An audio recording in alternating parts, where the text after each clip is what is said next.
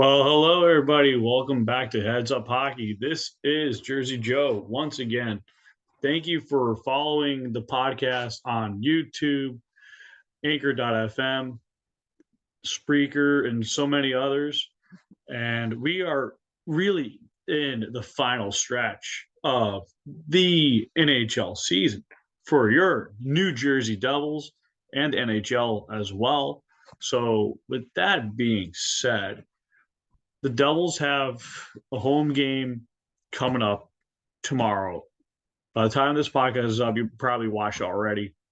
So this is going to be against the Pittsburgh Penguins, who are looking to keep themselves alive in the wild card race. So I want to really talk a little bit more about that, where you have Pittsburgh looking to sustain that lead. And per moneypuck.com, these are the point bet odds and a few other things going in, just in case if you're one of those people, you want to use a non-sports betting app that just uses tokens and not actual money. It's a fun app that I use because it's not money. It's just prizes when you can redeem the Viget tokens. So, anyways, this is a huge game for the Penguins. I agree with this. Um, Now, if for some reason they beat the Devils in regulation, their odds increase 17.4% to a high of 78% chance. If they lose to the Devils, which I hope the Devils win in regulation, you decrease their odds for the Penguins down by 13.1%. So really, this is a do or die situation for the Penguins, and they're starting to near that end of that cycle where they say, "Can we keep, winning and win enough to sustain a playoff spot?" And that window, like I said before on other hockey podcasts, like the Bottom Line podcast with Jimmy Finizzi and Neil Villapiano, that window begins to close. And that means you're going to either have to retool or rebuild. So, that being said, if the Devils beat, if the Penguins beat the Devils in overtime, that 1 point increases the Penguins' odds of winning that wild card spot by a net positive of 16.8% to 77.4%. If they lose to the Devils in overtime like they did in the past, they go up to 0.7%. So that's pretty slim. That's very moderate. That's less than what, 1.0. So, anyways, I'm trying to sound too mathematic. That's 0.7% of what of 100. So really, I'm not that fond of math, but anyways, just a little bit of numbers. And it also says if the Penguins were to make the second round, their odds of making it would be 25.3%. If they lose to the Devils in regulation, trying to make the second round, that's decreased to 15.5 from 4% downward. So that would go down from 19.5. And if they beat the Devils in OT, it goes up 4.7, but 18.7 if they lose to the Devils in overtime. But their odds to make the finals is 4.3%. Their odds to win the cup is really between 2.5% and 4.3%. And their odds to win the cup is between 1.1 and 2%. So really, their wild card odds at wild card one spot range between 16.3 and 48.1. And it's a really easy breakdown. And wild card two, it goes between 29.7 and 33.4. So they're not going to be looking at the draft lottery. So this is a important seeding because it depends on who they will have a finalized spot against. Like we already know Tampa Bay and Toronto are already set in stone. So this is just one of those games that is what I like to call the filtering seeding game. So to me, like the Devils already punched their ticket. They're just waiting to find who their opponent will be. That's what we're really looking for going forward. So goalies. I love talking about goalies when it comes to Money Puck. It's a fun situation. I talked about before about when the Devils were playing against Minnesota. Uh, I said it was going to be a goalie duel, and it wasn't going to be easy. And Gustafson got the best in overtime because Matt Boldy scored that with less than 2 seconds left in the game. But let's see, with a minimum of 10. All right, all set.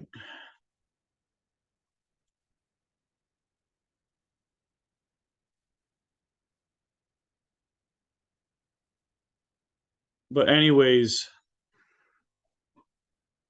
one of the best goaltenders for Pittsburgh is Casey DeSmith, and the next guy who's close to that is Vitek Vanacek.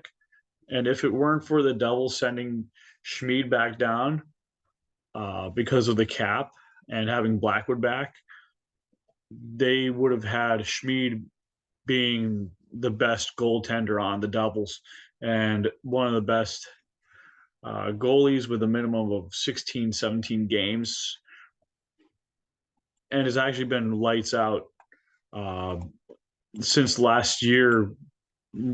Underperformed a lot, but has been going above and beyond. And it goes to show you what one full season can do for a young goaltender's development. But I really think that the Devils have a really good chance at putting away the Pittsburgh Penguins, the middle of the second and third period. But they need to, like I said before, the Devils themselves need to come out on top first because going into the playoffs, you got to be the first one to score. Because I remember there was a crazy stat like the Devils were like 10-2 or something when they scored first, and I was like, that's a very good stat. And that's when they had the Eliash, Kovalchuk, Ponikarovsky, Zubras forward core. And if the Devils could just shoot like they did against the Rangers before, against the Penguins in the regular season, and do the same thing against whoever they face in the first round, Devils will be fine. It's just they're trying to increase their odds of winning. But those past three games that they played within 96 hours, winning two of the three is pretty good because you won 4 out of 6 points possible. So I'm not going to be upset about it. And yes, it was a stinker of a game when they played in Winnipeg and they had 23 hours between the past two games, between Chicago and playing in Winnipeg. And for me, if I was doing the NHL schedule, I would have given them, the Devils and other teams, minimum of 24 hours plus. So that's something I think Marty Walsh, the new NHLPA labor secretary, should look into going forward with the new NHL schedule, besides looking into bringing back uh, the World Cup of Hockey with or without Russia and Belarus. So I know that's a little off topic from this episode, but that'll be a different one down the road. So, anyways, uh, Buffalo will be a team next week that's going to be even hungrier to get into the playoffs. And I just think that um, this is a good week or last couple of weeks, especially going up against Boston in Boston, for the Devils to face off teams that are bloodthirsty. And this is only going to help rather than hurt the Devils going into the first round of the playoffs. And you need to have that tough atmosphere, because you need to get set up for who your next opponent is going to be in the first round. And yes, tickets are over $220 at the first couple of games for Prudential Center in the playoffs, from what I've seen on TickPick, which, by the way, doesn't sponsor this podcast. And there aren't any sponsors for this podcast. But if you are, then you can reach out to me at JerseyJoe11_NJ. But back to the Devils. They control their fate going forward. If they just keep winning 2 out of every 3 games, they will be fine. They will have 4 out of 6 points going forward. And I wouldn't be upset at all. I mean, look, this team was what, 0.384 win percentage last year, and this team is like 68% winning percentage. That's near double the productivity that they did before last year.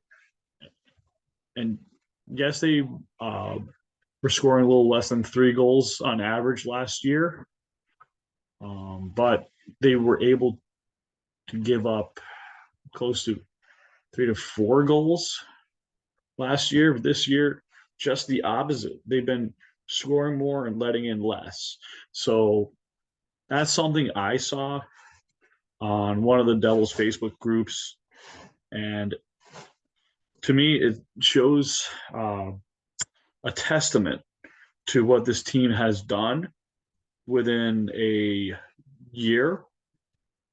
And I really believe that with Tom Fitzgerald running the show, he signed Josh Philman to an entry-level contract, an amateur tryout, to play for the Utica Comets, being able to score along with a prospect in Nolan Foote, who will eventually get to the New Jersey Devils. I think, this is my personal belief, Miles Wood does not make it. Michael McLeod is not a goal scorer. He's a assists guy and he's a face-off wizard. But there are more people that can outproduce Michael McLeod. And I would rather see guys like a Nolan Foote or a Graham Clark and a Jesper Boqvist going forward. Boqvist actually has been more creative with the puck as a power forward than as a dangler. And for those you don't know, danglers are forwards who hold on to the puck a lot longer. They're very, very creative. They don't shoot right away, but when they do, they like to get in those nitty gritty areas around the net and they want to do what Pavel Datsyuk does, which is roll the wrists, cradle it, lob it in, or just out deke the guy in his goal crease and just flick it in and make it look easy. And to me, if I see potential in Jesper Boqvist, he's going to be a second, third line dangler who can really become an electric, creative slash finisher. But he's more so a energy complementary piece. And I do agree with my buddy Billy Botch about that from the Trap podcast. And I've been high on Jesper Boqvist for a couple of years since his draft year. And it's only a matter of time when he starts taking off and exploding next season, playing in more games. And him playing with Bratt and being on that same roster is only going to help him. If there isn't any more room for him to grow on the Devils, he would be a good trade piece for the Devils to get someone maybe a little bit more physical, and maybe they get a Zachary Leroux type player who's a Brad Marchand type, and the Devils do need someone who will kick Brady Tkachuk and Matthew Tkachuk around when they try and get tough on the Devils players' skin. Yes, they do have Curtis Lazar, but he is out right now, and hopefully the Devils get him back for the playoffs, because this is the kind of hockey that we need, and we need that heart and soul guy. But the Devils making that statement win versus the Rangers goes to show that the Devils know the sense of urgency that they can deal with the Rangers trying to outplay them in their own zone, but expose the Rangers in the neutral zone and take advantage of them in their zone on the defensive end. And the only reason why the Devils didn't score more is because Igor Shesterkin was just out goalieing himself and just trying to be the best player on the whole entire ice. And if this is the way that the Devils and the Rangers play, Shesterkin's going to have to be perfect in net. I am not fond of Mackenzie Blackwood in net. Between him being rusty, I just can't see him being a guy in the playoffs in the net with Vanacek getting more responsibilities. Currently, I rather have Schmid because he's young, he's more technical, he's more composed than Blackwood. And Blackwood to me is, I keep saying this over and over, but he's Jekyll and Hyde. One day he's Dr. Jekyll, one game he's Mr. Hyde. So you do not want someone who has too many good games and too many bad games. You need more consistency. And the era with Blackwood and net is going to come to a close. And also, I mean, his time has come and gone. It's just a matter of when. And that's how I'm going to leave it at that. And I just see that the Devils, they're going to improve their situation at the draft. Rounds 2 through 7, between there, they'll make their picks and they'll find their gems, just like they did with Josh Philman. And one of the things I like about Philman is that he plays a lot more similar game to Blake Coleman, but a little bit more firepower and creativity. Nothing against Mr. Coleman, but if you can find a gem like that later in the draft, you will be stockpiling more really good players who will jump in and be cheaper contracts down the road when you do have to move a few pieces who do not fit you near or long term. And that's a good problem to have. And asset management is the key. Plus, when I talk about the playoffs, this gives the Devils a longer window than what the Rangers have now. The Rangers have probably like one or two more tries at it, and they're going to have to try and do it. And, as someone who watches the Metro, the most underrated, scary team that I would keep my eye out for would be the New York Islanders because they play the trap game, they play heavy and physical, but when they don't play to that system and their goaltending that's very good, but they don't get any coverage and they get burnt, they could be out in 6 games or 7. So I'd be extra careful. Winnipeg, to me, will haunt some teams in the West rather. Well, a long time ago when they were in Atlanta, they relocated to Winnipeg. They were part of the East, but yeah, that's just how old I am. But Winnipeg will be my wild card Western team that's going to scare some teams. But you have to take it with a grain of salt, where the regular season means nothing once you get to the first round. And it's a smaller iced game. And I don't mean dimensions. I mean players playing within the face-off circle and just playing near the bumper and the slot and behind the net and along the boards. So there's going to be boom, boom, ping pong, in, funny bounce. You're not going to like it. I may not like it. Some other fan might like it. But there's going to be some funny things that go along the way.